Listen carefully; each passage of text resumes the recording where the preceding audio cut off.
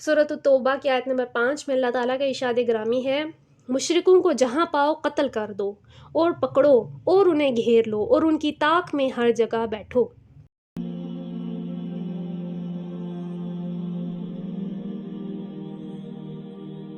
अल्हम्दुलिल्लाहि रब्बिल आलमीन वस्सलातु वस्सलामु अला सय्यिदिल मुरसलीन अम्मा बाद फ़अऊज़ु बिल्लाहि मिनश शैतानिर रजीम बिस्मिल्लाहिर रहमानिर रहीम। किताब फ़ज़ाइल जहाद से हम आज से बाब अव्वल इस सीरीज़ का आगाज़ करेंगे और इस सीरीज़ के शुरू करने का मकसद यही है कि जहाद जो कि अहम फ़रीज़ा है और जिसका ज़िक्र कुरान में 400 से ज़्यादा मरतबा आया है, और ये वो सबक है जो कि हमने भुला दिया और पिछले 100 सालों से इसका कोई तज़किरा नहीं हुआ, और उसकी वजह से ये उम्मत जो है ज़लालत और पस्ती की तरफ जाती जा रही है। और न जाने ये कब ये सब ख़त्म होगा और कब जो है हम अपने सबक याद करेंगे और कब हम जो है जहाद की तरफ लौटेंगे और हम उन अहादीस का तज़किरा सुनेंगे जिसमें इस उम्मत के ज़लील और रुस्वा हो जाने, जहाद छोड़ने की वजह से उसका तज़किरा है। हम उन कुरानी आयात को याद करेंगे और कुरान में हम कुछ हवाले सुनेंगे। अव्वल तो कुरान में 400 से ज़्यादा दफ़ा तज़किरा है, लेकिन हम सिर्फ़ कुछ मौके सुनेंगे जहाँ पे रब ताला ने जो है जहाद का हुक्म दिया है। तो याद रखिए कि जो हमारा रब है वो तमाम जहानों का बनाने वाला है, वो अलीम है, वो हकीम है। वो जो भी हुक्म उसने कुरान में नाजिल फरमाए हैं, हमारी इंसानी अक्ल उन अहकामात को समझे या ना समझे, हम उन अहकामात के बारे में इल्म रखें, हमारी अक्ल में हिकमत में वो बातें आए या ना आए, लेकिन अल्लाह अलीम और हकीम है। वो सबसे बढ़ के इल्म वाला है, सबसे बढ़ के हिकमत वाला है। उसने जो जो हुक्म नाजिल फरमाए हैं उसके पीछे ऐसी हिकमत छुपी है, ऐसी बातें छुपी हैं जिसका अदारक जो है हमारी ये जो इंसानी अक्ल है ये नहीं कर सकती। और आज खुद जो है कई सारे लोग हैं जो सिर्फ खुद वापस लौट रहे हैं और उनको सबको आहिस्ता आहिस्ता ये बात समझ में आ रही है कि हमारी ज़िल्लत का यही वजह है कि हमने जहाद को छोड़ा है, हमारी रुसवाई का जो है वजह यही बनी है कि हमने जो है इस किताब के अहकामात को छोड़ा है। कुरान को हमने महज एक पढ़ने वाली किताब की सूरत पे ले लिया कि बस तोते की तरह इसको पढ़ते जाओ और इसको जो है बस घर में रखो, इसको बरकत का ज़रिया समझो, कभी खोल के जो है चंद आयतें पढ़ लो और इसको जो है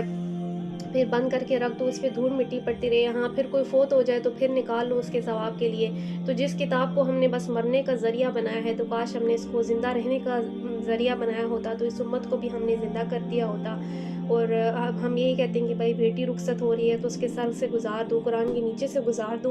तो कोई ये नहीं हमने सोचा कि हमने जो है इसकी तालीम भी देनी है, इसको समझाना भी है और इसके जो अहम फ़राइज़ हैं, क्योंकि बाकियों का फिर ज़िक्र होता है, लेकिन एक अहम फ़रीज़ा जिसका 400 से ज़्यादा दफ़ा इस किताब में ज़िक्र था, जिसको हमने भुला दिया, तो इस सीरीज़ के ज़रिए अल्लाह ताला ने चाहा तो हम अपने उस फ़र्ज़ को दोबारा याद करेंगे और अल्लाह ताला ने चाहा तो मुस्लिम उम्मा जो है जागेगी और वक्त करीब है कि जब जो है ये उम्मत जो है अपने दीन की तरफ वापस लौटेगी। तो आइए इस किताब का हम शुरू करते हैं। ये किताब जो है इसको उर्दू में तर्जमा इसका किया गया है। ये किताब किसी और राइटर से ली गई है जिसका तर्जमा किया गया था। तो इस किताब को हम शुरू करते हैं। जहाद अकामत तौहीद का ज़रिया है, यानी अगर ये सुन्नत अल्लाह हमेशा से ना चली आई होती कि ज़ालिमों, सरकशों, ज़बरदस्तों का ज़ोर इंसानों ही के ज़रिए ग्रोहों के हाथों से तुड़वा दिया जाता, तो अब तक जो इमारतें तौहीद का मरकज़ रही हैं, मसलन मस्जिदें जो अब भी इस फ़र्ज़ के लिए हैं, और अहले किताब की मजहबी इमारतें जो अपने अपने ज़माने में एक अंजाम दे चुकी हैं, सब ख़त्म हो गई होती। गोया जहाद की मशरूइयत और मतलूबियत अकामत तौहीद ही की खातिर है। यानी असल वजह क्या है, यानी अल्लाह ताला की सुन्नत है, कोई इसीलिए सुन्नत कहा गया है, जो और सुन्नत है जो हमेशा से चली आई है। तो अल्लाह ताला की सुन्नत जो है कुरान में कई जगह लिखा है, जिसका मफ़हूम ये है कि अल्लाह ताला जो है उसकी तुम सुन्नत में कोई तब्दीली ना पाओगे। तो क्या है कि ये अल्लाह ताला की सुन्नत है कि वो जो ज़ालिमों का ज़ोर है ना, वो अपने ही बाज़ गिरोहों के ज़रिए से, अपने लश्करों के ज़रिए से तुड़वाता है। तो अब क्या है कि लोग इसीलिए ये बात करते हैं कि जहाद का दौर नहीं है या अब जहाद नहीं रहा या अब ख़त्म हो गया। तो याद रखिए कि ये अल्लाह की सुन्नत है, ये دور سے اس کا تعلق نہیں ہے، یہ ہمیشہ سے چلی آئی ہے کہ اللہ تعالیٰ ظالموں کا ہاتھ جو ہے وہ اسی طرح سے انسانوں ہی کے ذریعے سے توڑواتا ہے، ورنہ کیا ہے جو مسجدیں ہیں، کچھ عمارتیں، جو جگہیں ہیں جہاں پہ ابھی بھی توحید ہے، یعنی ایک اللہ کو پکارا جاتا ہے، وہ بھی ختم ہو جاتی ہیں۔ تو اس کی اصل وجہ کیا ہے؟ ہمارا جو اصل کلمہ ہے جس کے لیے ہم نے چلنا ہے، لا الہ الا اللہ، یعنی ایک الہ، اللہ کے علاوہ کوئی الہ نہیں، تو حکم بھی اسی کا چلے گا، اور جو ہمارا جسٹس سسٹم ہے وہ بھی اسی پہ چلے گا، ہمارا نظام بھی اسی پہ چلے گا، ہمارا نظام اسی کی شریعت پہ قائم ہوگا، اسی کے بتائے ہوئے احکامات کے مطابق فیصلے ہوں گے، اسی کے بتائے ہوئے احکامات کے مطابق ہمارا فائنینشیل سسٹم چلے گا۔ تو آج کیونکہ اس کے مطابق کوئی سسٹم نہیں چل رہا، آج یعنی ہمارا فائنینشیل سسٹم دیکھا جائے تو سود پہ کھڑا ہے، ہمارا جسٹس سسٹم دیکھا جائے تو کافروں سے لیا ہوا ہے، کچھ بھی احکام جو ہے اللہ رسول کے حکم کے مطابق نہیں عمل ہو رہا، تو اس لیے جو ہے اس یعنی انسانوں کے بنائے ہوئے جو قانون ہیں وہ چل رہے ہیں، اور خدا کا بنایا ہوا جو قانون، جو یہ کتاب ہے، اس کو ہم نے پس پوش رکھ دیا ہے۔ تو اب کیا ہے کہ جہاد جو ہے فرض کفایہ ہے، فرض کا وزن کم نہ کریں، فرض ایک بڑی اور بھاری چیز ہے، اور اس کے ساتھ کفایہ کا لفظ لگنے سے اس کی اہمیت کم یا ہلکی نہیں ہو جاتی۔ بعض ناواقف لوگ فرض کفایہ کو سنت اور نفل سے بھی ہلکا سمجھتے ہیں، لیکن فرض تو ایک قطعی اور لازم حکم ہوتا ہے۔ اب کیا ہے کہ اب یہ جہاد جو ہے فرض کفایہ ہے، یعنی فرض کفایہ اس فرض کو کہتے ہیں جو کہ اگر چند لوگوں نے ادا کر دیا، یعنی جتنے لوگوں کی ضرورت تھی اتنے لوگ وہ فرض ادا کر رہے ہیں اور انہوں نے ادا کر دیا ہے، تو سب لوگوں کی طرف سے ادا ہو گیا، یعنی باقیوں کو معافی ہو گئی اس کی۔ اور اگر کسی نے بھی نہ ادا کیا تو سب گنہگار ہوں گے، تو اس فرض کو فرض کفایہ کہتے ہیں۔ جیسے مثال کے طور پہ جب کوئی فوت ہوتا ہے مسلمان تو اس کی تجہیز و تکفین کی جاتی ہے، تو وہ بھی ایک فرض کفایہ ہے، یعنی چند لوگ کر دیتے ہیں مل کے غسل کفن دفن، تو سب کا ادا ہو جاتا ہے۔ تو جہاد ایسی چیز ہے جو چند لوگوں کے کرنے کا تو نہیں بلکہ ایک مجموعی عبادت ہے، سب نے مل کے کرنی ہے، تو فرض کفایہ ہے۔ اتنے لوگ جو لڑ رہے ہیں جو کہ کافی ہیں لڑنے کے لیے، تو کفایہ ادا ہو گیا، ورنہ یہ کہ سب گنہگار ہو رہے ہیں۔ تو اس کو جو ہے بعض لوگ یہ سمجھتے ہیں کہ فرض نہیں ہے، ویسا فرض نہیں ہے، تو لوگ اس کو سنت و نفل سے بھی ہلکا سمجھتے ہیں، تو وہ لوگ کیا ہیں، نادان ہیں، وہ اس حقیقت سے واقف نہیں ہیں کہ یہ فرض ہے۔ مزید سنتے ہیں کہ ہم اگر جو ہے جتنی نمازیں ادا کر لیں، حج کر لیں، لیکن جہاد کے بغیر ہمارا دین مکمل نہیں ہوتا۔ جہاد کا مبارک عمل زندہ کیے بغیر اتباع رسول کا دعویٰ مکمل نہیں ہو سکتا۔ یعنی کوئی کہے کہ میں رسول اللہ صلی اللہ تعالیٰ علیہ وسلم اور آپ کے صحابہ کے طریقے پہ چل رہا ہوں، اور میں جو ہے اپنی نماز روزہ حج وغیرہ میں نے کیا ہے، تو وہ اس دعوے میں مکمل نہیں ہو سکتا۔ کیوں نہیں ہو سکتا؟ اس لیے کہ حضرت صلی اللہ تعالیٰ علیہ وسلم نے خود بنفس نفیس جہاد کیا اور اپنے رفقا کو جہاد کی ترغیب دی اور اپنی امت کے لیے جہاد کو جاری فرمایا۔ یعنی یہ ایسا عمل ہے جس میں آپ نے خود جو ہے رسول اللہ نے کتنے سارے غزوات میں شرکت کی، کتنے ساروں میں آپ نے اپنے اصحاب کو جھنڈا دے کے بھیجا، اور پھر کیا ہے، اور اپنے رفیقوں کو یعنی اپنے اصحاب کو آپ بار بار موقع بموقع ترغیب دلاتے رہے، اس کا جو آخرت میں اجر ہے، جو جنت میں اس کی اجر ملے گا وہ بتاتے رہے، اور اپنی امت کے لیے آپ نے اس کو جاری فرما دیا۔ یعنی آپ نے فرمایا، آپ کی حدیث ہے جو ہم آگے اسی کتاب میں پڑھیں گے، جس کا مفہوم کچھ یوں ہے کہ یہ قیامت تک جاری رہے گا، یعنی اس کو کوئی ختم نہیں کر سکتا۔ کوئی جیسے ہی چاپلوسی نظام لے اور چاپلوسی باتیں کرے کہ بھئی آپ جہاد کا دور نہیں رہا، آپ یہ ہے تو آپ زبانی جہاد ہی ہے، یا آپ جو ہے تلوار سے جہاد نہیں ہے، کوئی کچھ بھی بولتا رہے، لیکن یہ کہ آپ نے اس کو جاری فرمایا ہے اور یہ قیامت تک جاری رہے گا۔ آئیے اس کا باب اول ہم شروع کرتے ہیں۔ بسم اللہ الرحمن الرحیم۔ کفار سے جہاد کا حکم اور اس کی فرضیت، اور ان لوگوں کے لیے سخت وعیدوں کا بیان جو جہاد چھوڑ دیں یا بغیر جہاد کیے مر جائیں۔ تو اس میں ہم پڑھیں گے، جو یہ باب ہے اس میں پڑھیں گے کہ فرضیت کا حکم کہاں ہے۔ ہم قرآنی آیات پڑھیں گے جہاں پہ رب فرما رہا ہے کہ فرض ہے، اور ان لوگوں کے لیے وعیدیں سنیں گے، وعیدیں ان لوگوں کے لیے جو کہ چھوڑ دیں اس چیز کو اور کیے بغیر ہی مر جائیں، اس دنیا سے چلے جائیں، تو گویا وہ ظاہر ہے کہ اپنی قبروں میں حسرت کریں گے۔ تو اس باب میں کئی فصلیں ہیں۔ پہلی فصل میں مصنف نے قرآن مجید کی 7 آیتوں اور 29 احادیث و آثار سے جہاد کی فرضیت کا مسئلہ بیان فرمایا۔ سب سے پہلے یہ سمجھ لینا کہ فرض ہے، تو کوئی انسان تو نہیں بتائے گا نا، اللہ تعالیٰ کی آپ قرآن سے ہی سیکھیں گے۔ تو ان مصنف نے جو ہے صرف 7 آیات لی ہیں، جیسا کہ ہم نے شروع میں ذکر کیا 450 سے زیادہ آیات میں اس کے احکامات ہیں جہاد کے مختلف، لیکن صرف 7 کا ذکر کیا گیا ہے۔ آئیے ہم انہی کو ہی سمجھ لیں۔ سورہ بقرہ آیت نمبر 216 میں اللہ تعالیٰ کا ارشاد گرامی ہے، تم پر جہاد فرض کیا گیا ہے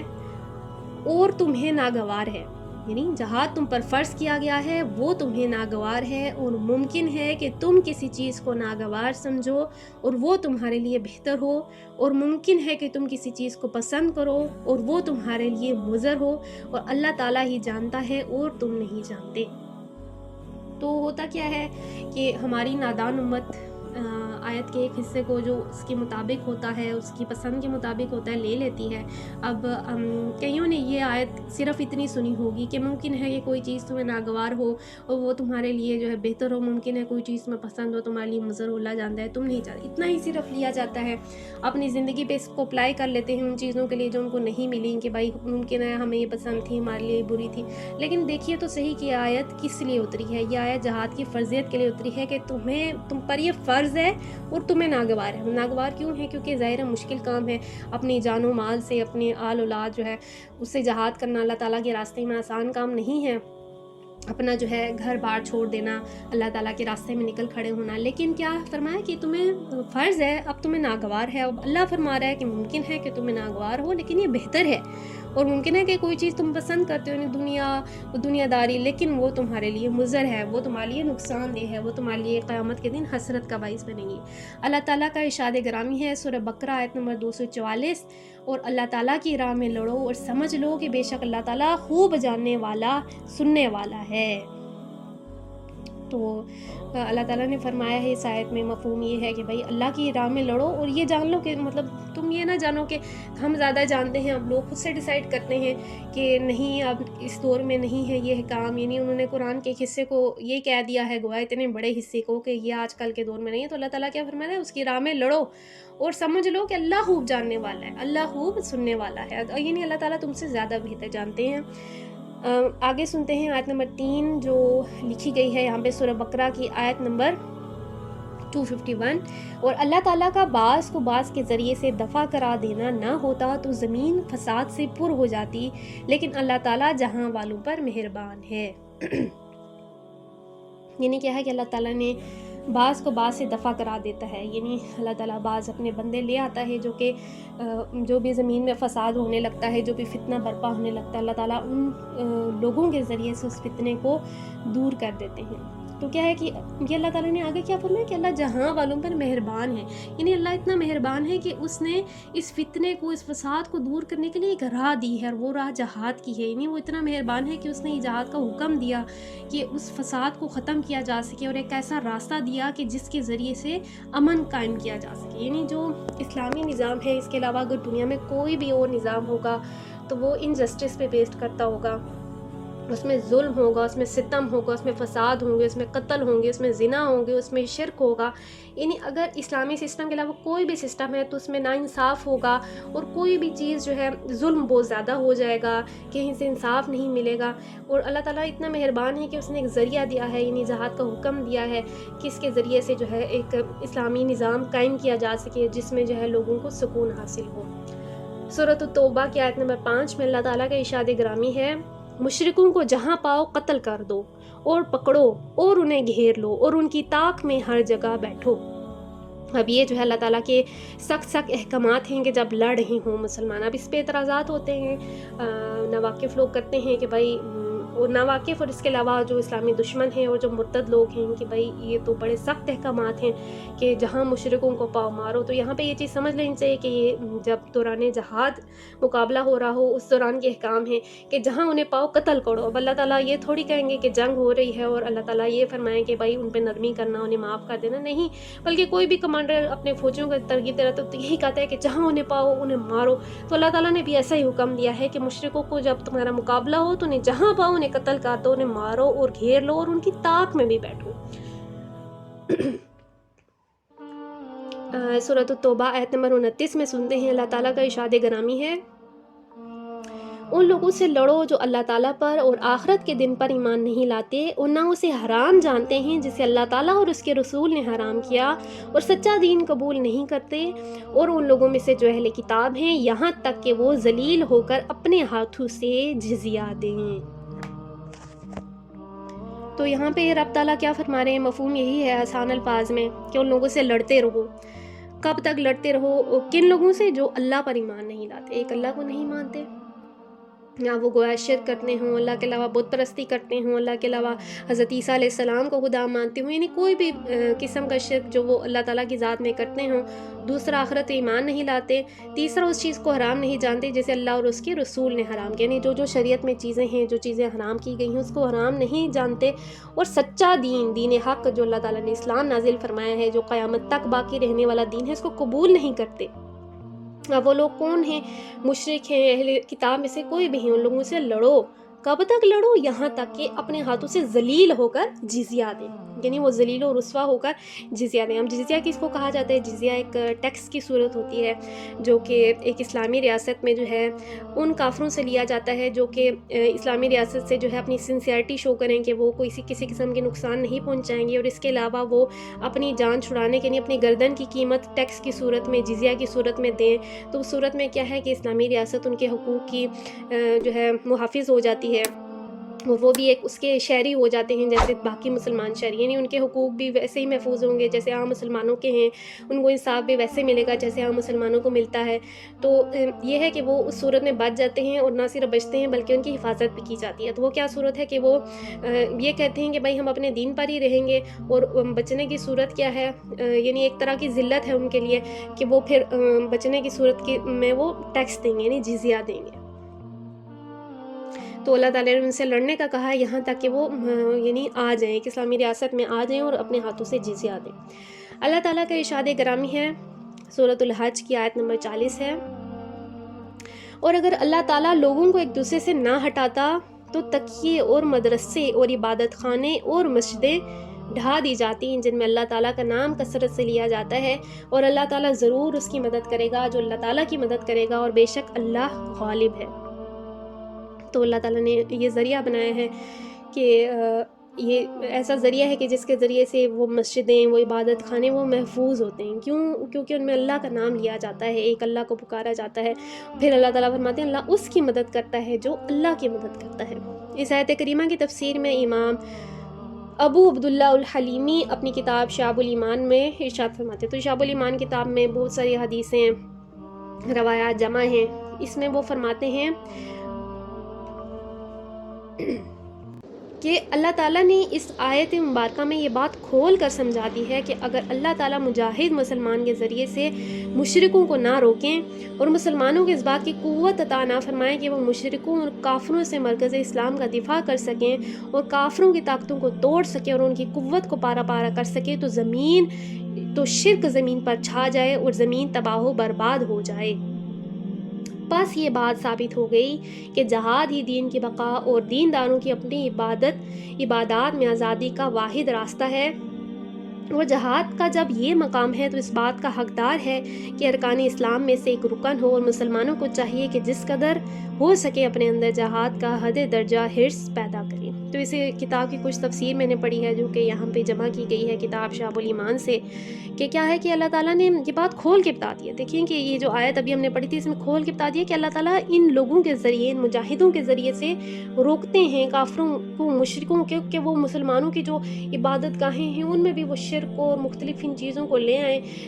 یعنی ان کو بھی جو ہے فتنے سے بھر دیں۔ تو اللہ تعالیٰ ان کے ذریعے سے ان کا رد فرماتا ہے، ان کے ذریعے سے اللہ اسلام کو قوت دیتا ہے، ان کے ذریعے سے جو اللہ تعالیٰ زمین کو شرک سے پاک کرتا ہے۔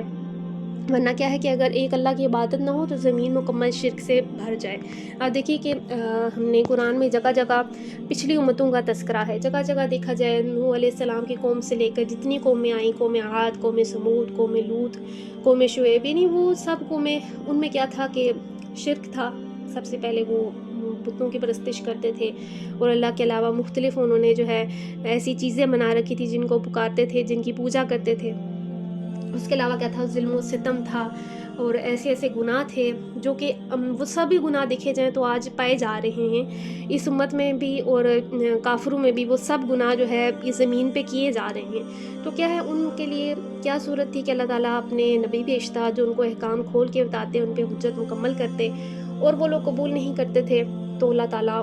نے ان پہ عذاب بھیجے، حضرت نوح علیہ السلام کی قوم پر جو ہے سیلاب بھیجا، اسی طرح قوم عاد و سمود کو جو ہے طوفان سے اور اونچی آوازوں سے، اور جو ہے قوم لوط کو جو ہے ایسے زمین پہ جو ہے الٹا کے پٹخ دیا گیا، ان پہ آگ پھینکی گئی. یعنی اللہ تعالیٰ نے مختلف عذابات سے مکمل ان لوگوں کو تباہ و برباد کیا. نہ صرف ان لوگوں کو، ان کے گھروں کو، ان کے بچوں، اولاد، چرند پرند، ہر چیزوں سمیت وہ فنا کر دی اللہ تعالیٰ نے. تو کیا ہے کہ اگر اللہ تعالیٰ نے اس امت میں کیونکہ اس طرح کا عمومی عذاب نہیں آنا، تو اللہ تعالیٰ نے یہ ایک راستہ دیا ہے ان کفار مشرکوں کو، یعنی سبق سکھانے کا، اور ان کو یعنی ان کو ذلیل و رسوا کرنے کا. اللہ تعالیٰ نے جو ذریعہ دیا ہے وہ جہاد ہے. تو اس کا جب اتنا درجہ ہے تو یہاں فرما رہے ہیں کہ اتنا اس کا درجہ ہے تو ہر مسلمان کو چاہیے کہ اپنے دل میں اس کا شوق پیدا کرے. اب دیکھیں کہ کتنی ساری آیتیں ہیں، کھول کھول کے احکام ہیں، لیکن ہم ہی غافل ہیں ان سے. سورہ محمد کی آیت نمبر 4 میں اللہ تعالیٰ کا ارشاد گرامی ہے بس جب تم ان کے مقابل ہو جو کافر ہیں تو ان کی گردنیں مارو. یعنی جب تمہارا ان سے مقابلہ ہو جو کافر ہیں تو ان کی گردنیں مارو. تو اس آیت کا مطلب یہ ہے کہ اے مسلمانوں، تم پر میدانی جنگ میں کافروں کی گردنیں اڑانا لازم ہے. تو یہ صرف چند آیات ہیں جو کہ نمونہ کے طور پہ لکھی گئی ہیں، ورنہ وہ آیات جن میں اللہ تبارک و تعالیٰ نے مسلمانوں کو مشرکین اور اسلام دشمنوں کے خلاف جہاد کا حکم دیا ہے وہ بہت زیادہ ہیں. تو اس کو یہیں پہ روکتے ہیں. اس کے بعد ہم جو ہے